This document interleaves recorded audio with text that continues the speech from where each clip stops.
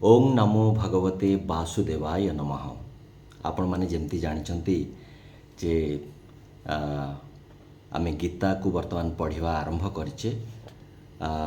बुझु न बुझु पढ़ गीता, किंतु एमिति गोटे गीतार बही मो हाथ रे आसीची जो थरे कि गीतार सार गीतारे जहा निर्जास रही से निर्जास उपरे ये बही रे लिखा है पुणी ओडिया रे। एथिरे विशेष भाव रे आमर आ गोटे चैप्टर रे आमे पाठ पढ़ी जे भगवान किए। मोर गोटे वीडियो अच्छी ताको आपण देखि परिबे।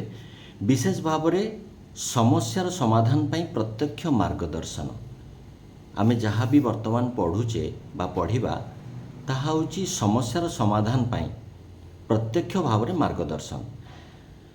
आज आमे पढ़िबा भगवानकर प्रकृति किपरि। भगवानकर प्रकृति किपरि एटी अछि चतुर्थ अध्यायर षष्ठतम श्लोक रे। आसंतु ताले देखिबा चतुर्थतम अध्यायर षष्ठ श्लोक। अजोपि सन्नव्यायात्मा भूतनामीश्वरोऽपि सन् प्रकृतिं स्वामधिष्ठाय संभवाम्यात्ममायया।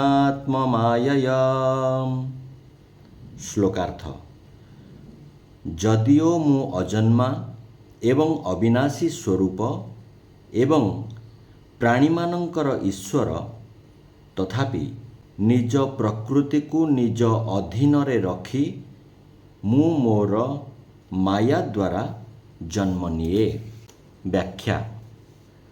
समग्र गीतारे यह हेउछि व्यासदेवंकर साहसिकतापूर्ण निजस्व चिंता।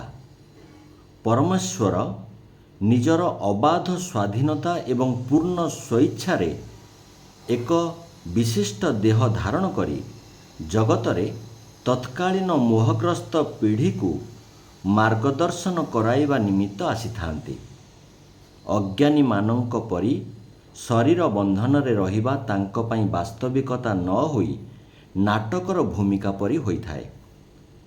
मर्त्यर जीव अविद्यार शिकार होइथाए। ईश्वर स्वमायार स्वामी होइथांती। कार चालक कर्तव्य दृष्टि कार सहित बांधी होइथाए एवं कार मालिक हेउछंती स्वाधीन। वाहनर मालिक निजर प्रयोजन अनुसारे यार व्यवहार करती एवं गंतव्य स्थल रे पहुँचिले याकु छाड़ी निज काम रे व्यस्त रहती। किंतु चालक बिचरा चोर इत्यादि लोकमानक ठारू याकु निरापद रखिया पई जड़े सेवक परी कार सहित बांधी होइताए। सृष्टिर रक्षा करिवार खेल रे भगवान एही उपाधि तथा तत्जनित परिच्छन्नता को साधन रूप रे ग्रहण करती, किंतु निजे एमानंकर दास बा शिकार होई जानती नहीं। एहीपरि भावरे स्वस्वरूप रे अज अविनाशी एवं प्राणीमानंकर ईश्वर हेले मध्य भगवान माया को पूर्णतः निजर अधीन रे रखी स्वेच्छारे जन्म नियंती। जीव परी पूर्व कर्मर अवसंभावी फल भोग करने को से जन्म नियंती नहीं। से निजर स्वस्वरूपर विस्मरण हुअंती नहीं एवं मायार बंधन रे मध्य पड़ती नहीं। चाकर को स्कूटर रे पेट्रोल पकई आनिवा को कही तार काम को आपण लक्ष्य करी देखंतु, ताहले एही श्लोकर अर्थ आपण बुझी पारिबे। स्कूटर विषय रे अज्ञ बिचरा चाकर पई एही भारी जंत्र गोटे बोझ एवं दुखर कारण होइथाए। स्कूटर ओजन जोगु याहाकु टाणी टाणी नेबा कष्टकर होइथाए। विपरीत पक्षे आपण जदि एही स्कूटर रे बसी सहर्ष रे चलांती किंबा याहाकु धक्का देबाकु पड़िले मध्य आपण सहर्ष रे एवं सहज रे से काम करि पारिबे। स्कूटर सेही एका, किंतु आपणका हाथ रे से होछि आपणकर दास, किंतु चाकर को यह एक भारी जंत्रर बोझ होइथाए। सेहीपरि भावरे अज्ञानी मनुष्य निज उपाधि मानंकर कार्य विषय रे किछि जाने नहीं ଏବଂ ସେଥିପାଇଁ ସେମାନଙ୍କର ଦାସ ହୋଇଯାଏ। ଈଶ୍ୱରଙ୍କ ପାଇଁ ଜଗତ ଏକ ସମସ୍ୟା ନୁହେଁ, କାରଣ ସେ ପ୍ରକୃତିକୁ ନିଜର ଅଧୀନରେ ରଖିଥାନ୍ତି। ଈଶ୍ୱରଙ୍କ ପୂର୍ଣ୍ଣ ସ୍ୱାତନ୍ତ୍ର୍ୟକୁ ଏହି ଦୁଇ ପଂକ୍ତିରେ ଅତ୍ୟନ୍ତ ସୁନ୍ଦର ଶୈଳୀରେ ବ୍ୟକ୍ତ କରାଯାଇଛି।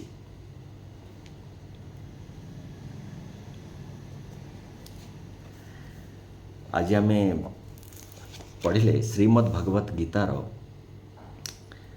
ସ୍ୱାମୀ ଚିନ୍ମୟାନନ୍ଦଙ୍କ ଦ୍ୱାରା ଓଡ଼ିଆରେ ରଚିତ ଗୀତା ସାର। ଏହି ଗୀତା ସାରରେ ପୁଣି ବିଭିନ୍ନ ବିଷୟରେ ଏଥିରେ ଆଲୋଚନା କରାହେଇଛି। ବିଶେଷ ଭାବରେ ଏହି ଗୀତାରେ ଯେଉଁଟା ଆମ ମଣିଷମାନଙ୍କ ପାଇଁ ସମସ୍ୟାର ସମାଧାନର ପ୍ରତ୍ୟକ୍ଷ ମାର୍ଗଦର୍ଶନ ଦିଆଯାଇଛି ଏହି ଗୀତାରେ, ସେଇଗୁଡ଼ିକ କେବଳ ଆମେ ଏଠି ଆଲୋଚନା କରୁଛେ, କେବଳ ପଢ଼ୁଛେ। ଆମେ କେବେ ହେଲେ ସେ ଧୃଷ୍ଟତା କରିବୁ ନାହିଁ, ମୁଁ କେବେ ହେଲେ ସେ ଧୃଷ୍ଟତା କରୁନାହିଁ ଯେ ମୁଁ ବୁଝେଇବି ଆପଣଙ୍କୁ। ଏ ଗୀତାରେ ସେଇଟା ଲେଖା ହେଇଛି, ମୁଁ କେବଳ ପଢ଼ୁଛି। ବୁଝୁ ନ ବୁଝୁ ପଢ଼ ଗୀତା, ଏଇ ହେଉଛି ଆମର ଟାଇଟେଲ। ତେଣୁ ଆପଣ ତାକୁ ଅଦରୱାଇଜ୍ ନେବେ ନାହିଁ। ମୁଁ କେବଳ ପଢ଼ୁଛି ଯାହା ଲେଖା ହେଇଛି ଏଥିରେ। ନିଶ୍ଚିତ ରୂପେ ଏତେ ବଡ଼ ବହି ହୋଲି ଗୀତାକୁ ସେ ବ୍ୟାଖ୍ୟା କରିକି ଲେଖିଛନ୍ତି, ମାନେ ସେ ବହୁତ ରିସର୍ଚ୍ଚ କରିକି ଲେଖିଛନ୍ତି, ଆଉ ମୋତେ ଭଲ ଲାଗିଲା ବୋଲି ସେଇଟାକୁ ମୁଁ ଆପଣଙ୍କ ଆଗରେ ପରିପ୍ରକାଶ କରିବା ପାଇଁ ଚାହିଁଲି। ଯେମିତିକି ଗତ ଅଧ୍ୟାୟରେ ଆମେ ଲେଖିଥିଲେ ଯେ ଭଗବାନ କିଏ, ଆଜି ପଢ଼ିଲେ ଭଗବାନଙ୍କର ପ୍ରକୃତି କିପରି, ନେକ୍ସଟ କାଲି ପଢ଼ିବା ଆମେ ଭଗବାନଙ୍କର କାମ କ'ଣ, ତାପରେ ଆମେ ପଢ଼ିବା ଭଗବାନ କେଉଁଠାରେ ବ୍ୟକ୍ତ, ଭଗବାନ କେଉଁଠାରେ ଥାଆନ୍ତି, ଓମ୍ କ'ଣ, ଭ୍ରାନ୍ତି ଆମକୁ କିପରି ପ୍ରଭାବିତ କରେ। ଏଇସବୁ ଜିନିଷ ଗୁଡ଼ିକ ଉପରେ ଆମେ ଆଲୋଚନା କରିବା। ହୁଏତ ଏହାରି ଭିତରେ ଆପଣଙ୍କ ପାଇଁ ଆପଣଙ୍କ ସମସ୍ୟାର ସମାଧାନର ବାଟ ଆପଣଙ୍କୁ ଦେଖାଯାଉଥିବ। ତେଣୁ ହୁଏତ ଏଇ ଯେଉଁ ଶବ୍ଦ ଗୁଡ଼ିକ ଶୁଣିଲା ପରେ ଆପଣ ଆପଣଙ୍କ ପ୍ରଶ୍ନର ଉତ୍ତର ଆପଣ ପାଇପାରୁଥିବେ। ମୁଁ କୌଣସି ପ୍ରକାର ଧୃଷ୍ଟତା କରୁନାହିଁ ଏହାକୁ ବୁଝେଇବା ପାଇଁ, ଖାଲି କଥାଟିକୁ ଆପଣଙ୍କ ଆଗରେ ରଖୁଛି ମୁଁ। ତେଣୁ ଧନ୍ୟବାଦ। ଜୟ ଜଗନ୍ନାଥ। ଓମ୍ ନମୋ ଭଗବତେ ବାସୁଦେବାୟ ନମଃ।